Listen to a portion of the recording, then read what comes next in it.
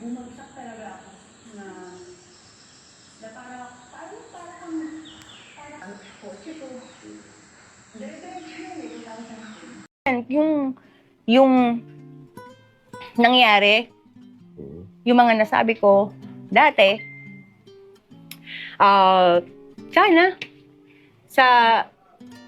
sana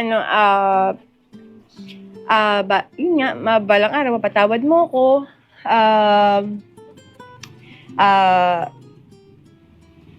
Gusto kong magpasalamat kasi hindi katulad ng iba diyan, ng ibang ama diyan, 'di ba, na pag sinabing sa kanya yung walang pakialam na sila pa yung lumalayo, pero ikaw tinry mo pa rin lumapit, tinry mo talagang malinawan. Mahal mo si Nicole. Pero yun nga, sorry kasi nagkamali ako. Dala ng kabataan, dala ng mga